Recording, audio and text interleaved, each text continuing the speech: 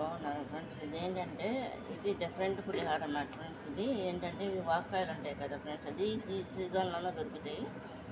వాటిని ఏం చేశానంటే ఒక 20 కాయల పైన తీసేసుకుని ముక్కలుగా కట్ చేసి మిక్సీ పట్టేసాను అన్నమాట ఫ్రెండ్స్. పట్టేసి మెత్తగా గ్రేవీ టైప్లో పట్టేసి ముందుగా రెడీ పెట్టుకున్న తాలింపు దినుసులు ఉంటాయి కదా, వెల్లుల్లి, ఆవాలు, జీలకర్ర, పచ్చెనగపత్తులు, మినపప్పు, ఎండుమిరకాయలు, పచ్చిమిరకాయలు, కరివేపాకు, సరిపడా ఆయిల్, సాల్ట్, పసుపు అన్నీ కూడా రెడీ పెట్టేసుకున్నాను అన్నమాట ఫ్రెండ్స్. రెడీ పెట్టేసుకుని డబ్బా రైస్ వండేసి అనమాట, వైట్ రైస్ అనమాట. వండిన తర్వాత ముందుగా ఈ రెడీ పెట్టుకున్న ఆయిల్లో ఇవన్నీ కూడా వేసేసుకున్న తాలింపు దినుసులన్నీ వేసేసుకున్నాక దాంట్లో మిక్సీ పట్టిన వాక్కాయలది పేస్ట్ ఉంటుంది కదా ఫ్రెండ్స్, అది పచ్చివాసన పోయేంత వరకు దాన్ని అటు ఇటు ఫ్రై చేస్తాను అన్నమాట ఫ్రెండ్స్.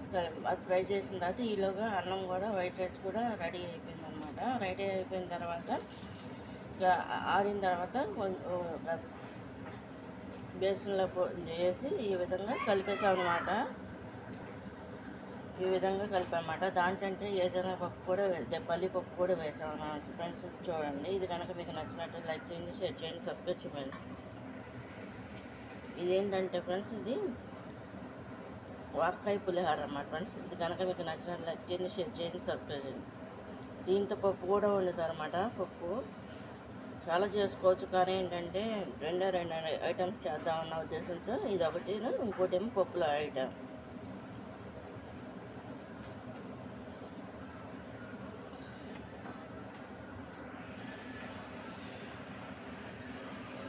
ఇది వాక్కాయ రైస్ అనమాట ఫ్రెండ్స్. పచ్చిమిరకాయలు, ఎండుమిరకాయలు, తాలింపు దినుసులకి